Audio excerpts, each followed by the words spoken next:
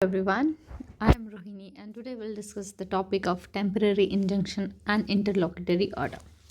So start करते हैं. Temporary injunction क्या होता है?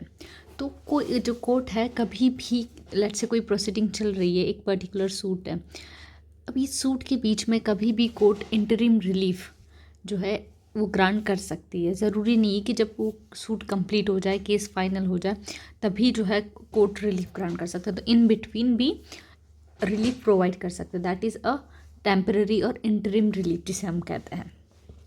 और इंजंक्शन इंजंक्शन को हम दो इसमें डिवाइड करते हैं, according to the time period and according to the nature of the injunction. अगर हम टाइम पीरियड की बात करें तो टाइम पीरियड में भी दो डिवीज़न होंगे. That is a permanent injunction जो कि सेक्शन 38 में है, section 38 to 42 of specific relief act, that is a permanent injunction. और एक टेम्पररी जो इंटरिम रिलीफ की मैंने बात की, that is a rule 1 to rule 5 and order 39 of CPC से डील करता है.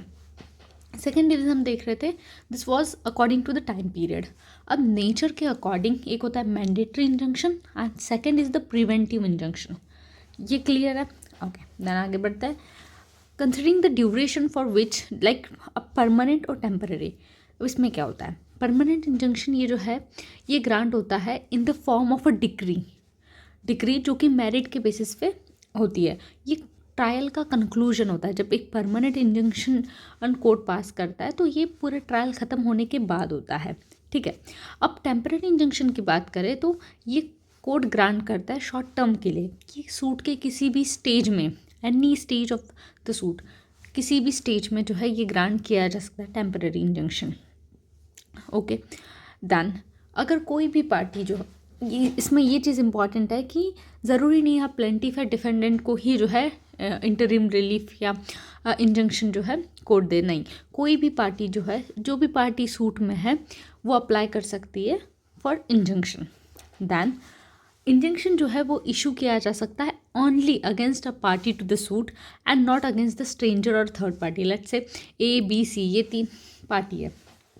ओके, लेकिन अगर आप बोलोगे कि इंजंक्शन किसी पर्टिकुलर एक्स के अगेंस्ट में हो तो ऐसा नहीं होगा. हमेशा जो पार्टी होगी सूट में उसी के अगेंस्ट में इंजंक्शन मिलेगा, स्ट्रेंजर या थर्ड पार्टी के अगेंस्ट में नहीं मिलेगा. Then grant of temporary injunction, that is order 39 rule 1 and 2. तो ऑर्डर 39 रूल 1 and 2 ऑफ CPC डील करता है ग्राउंड्स. तो ऐसे कौन से ग्राउंड्स है जिसपे कि टेम्पररी इंजंक्शन आपको मिल सकता है? देखते हैं. इसमें टोटल 5 ग्राउंड है, इसमें से जितने याद रहे सफिशेंट है उतने. Then where any property in a dispute in a suit is in danger of being wasted. मतलब लेट्स से कोई प्रॉपर्टी है, डिस्प्यूटेड प्रॉपर्टी, उसका सूट चल रहा है काफ़ी टाइम से, लेकिन अब डर है कि भाई वो प्रॉपर्टी जो है इस डिस्प्यूट के चलते वो डैमेज हो सकती है. ठीक है. या जो आपका जो उस पर राइट है वो एलियनेट हो सकता है. ठीक है. या रॉन्गफुली बेची जा सकती है. तो इस केस में जो है आपको टेम्पररी इंजंक्शन मिल सकता है कोर्ट से. First ground clear. सेकेंड, जहाँ पे जो डिफेंडेंट है, वेयर द डिफेंडेंट थ्रेटन और इंटेंड टू रिमूव और dispose of his property with the view to defraud his creditor, तो उस केस में भी आप टेम्पररी इंजंक्शन कोर्ट से ले सकते हो.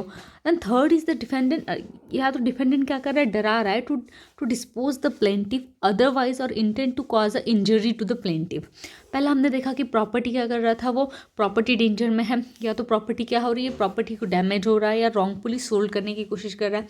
सेकेंड क्या कर रहा है, वो फ्रॉड कर रहा है. एंड थर्ड इज कि इंजरी कॉज करने की कोशिश कर रहा है. फोर्थ ग्राउंड होगा हमारा, defendant is about to commit a breach of contract और अदर इंजरी. तो उस केस में भी आप टेम्पररी इंजंक्शन डिमांड कर सकते हो.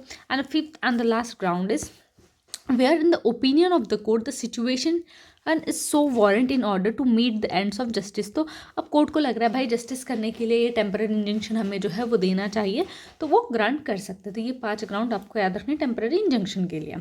द नेक्स्ट हम लोग देखेंगे गाइडलाइंस और प्रिंसिपल्स. तो ऐसी कौन सी गाइडलाइंस या प्रिंसिपल है जो फॉलो करने होंगे टेम्पररी इंजंक्शन को ग्रांट करते टाइम? सो सबसे पहले ये चेक करना है कि जो यहाँ पे जो प्लेंटिफ है उसके पास प्राइमा फेसाई केस है या नहीं है उसके फेवर में और डिफेंडेंट के अगेंस्ट में.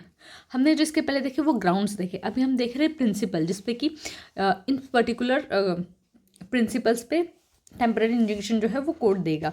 सो प्राइमा फेसाई केस होना चाहिए in the favour of plaintiff. Second, अगर उसे टेम्पररी इंजंक्शन नहीं मिलता है तो इररिपेयरेबल इंजरी हो सकती है, ठीक है, जिसे हम लोग मनी के टर्म्स में कंपनसेट नहीं कर सकते हैं, तो हम temporary injunction. Then third one is balance करना है। यहाँ पे जो कोर्ट है वो क्या करने की कोशिश कर रहा है, whether the balance of a convenience lies in the favour of plaintiff and against the defendant. तो यहाँ पे कहीं ना कहीं वो बैलेंस मेंटेन करने की कोशिश कर रही है, द कंपैरेटिव हार्डशिप और इनकन्वीनियंस, जो कि अगर टेम्पररी इंजंक्शन नहीं देंगे तो वो एपेलेंट को कॉज हो सकती है, ठीक है। तो ये सारे हमने डिस्कस किया टेम्पररी इंजंक्शन का टॉपिक। अगर आता है 10 मार्कर में तो ईजीली आप ये सब लिख के आ सकते हो। Thank you.